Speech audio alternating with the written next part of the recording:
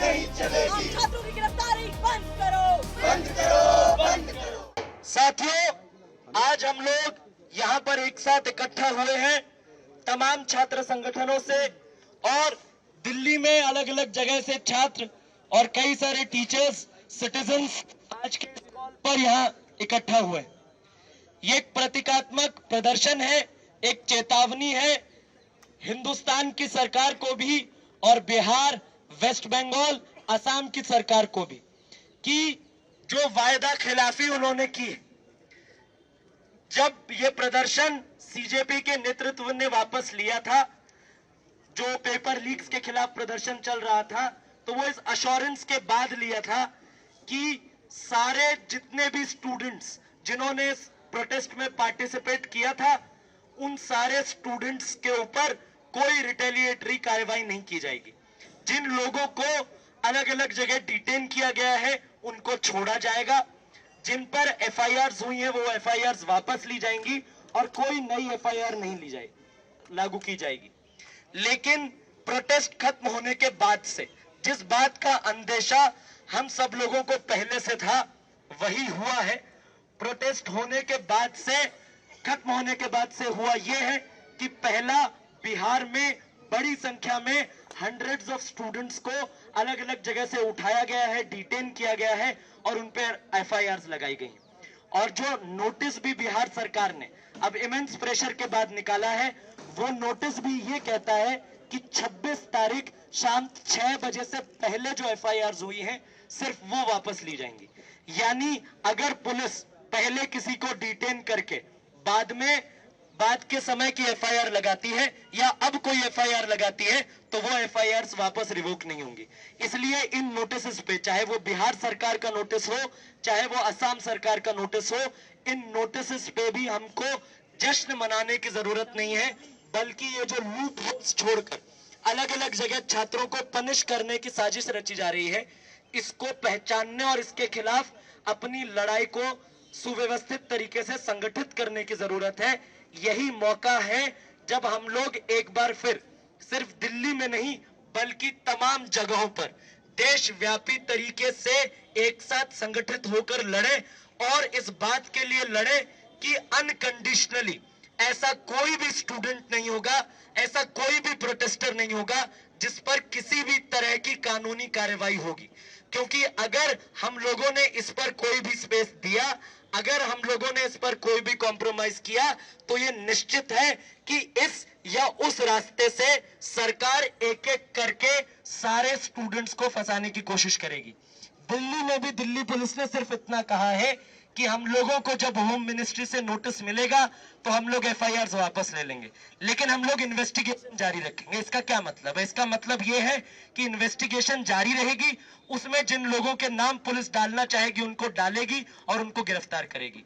हमारे पास already reports आ रही हैं कि अलग अलग लोग जिन्होंने अपने सोशल मीडिया के थ्रू इस प्रोटेस्ट को प्रचारित किया था, उन लोगों को ऑलरेडी पनिश करना शुरू कर दिया गया है। कई लोगों के ऊपर एफआईआर्स गई हैं, कई सारे अकाउंट्स और पोस्ट्स जो हैं वो सरकार ने बैन करना चालू कर दिया है।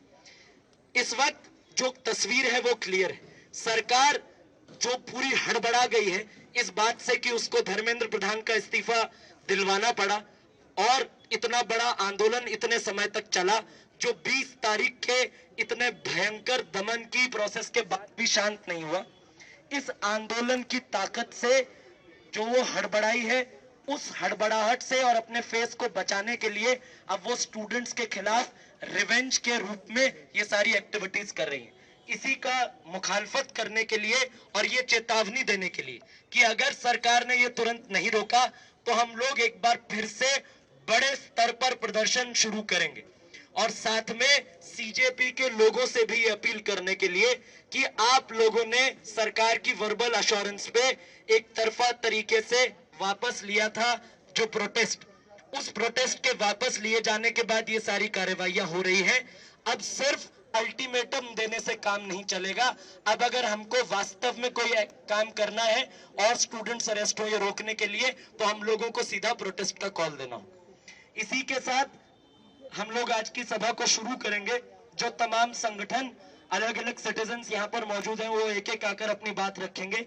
इस सिलसिले में सबसे पहले अग्रगामी छात्र नौजवान सभा से हमारे बीच साथी अमित हैं, वो आएंगे और अपनी बात रखेंगे। साथी अमित। हिरासत में लिए गए छात्रों को रिहा करो, छात्रों को रिहा करो, रिहा करो, छात्र दामन बंद करो, पुलिसिया दामन बंद करो। साथियों, आज हम लोग इकट्ठा हुए हैं कि 20 जुलाई के बाद और खास करके पिछले 1 महीने में जो छात्र नौजवानों के आंदोलन चले हैं, इस दौरान जहां जहां पुलिसिया हिंसा हुई है और पुलिसिया हिंसा में बहुत लोग आहत भी हुए हैं, बहुत गंभीर तरह से घायल भी हुए हैं। साथ साथ ये भी हमें देखने को मिला है कि अलग अलग राज्यों में, असम में, बिहार में और दिल्ली में छात्रों नौजवानों पर जो लोग और इसके अलावा जो भी नागरिक इसमें हिस्सेदारी कर रहे थे, इस आंदोलन को मदद पहुंचाने की कोशिश कर रहे थे, उनके ऊपर पुलिसिया दमन चल रहा है लगातार। अखबार में आप लोगों ने देखा होगा कि खाना कहां से भेजा गया, उसकी भी छानबीन हो रही है।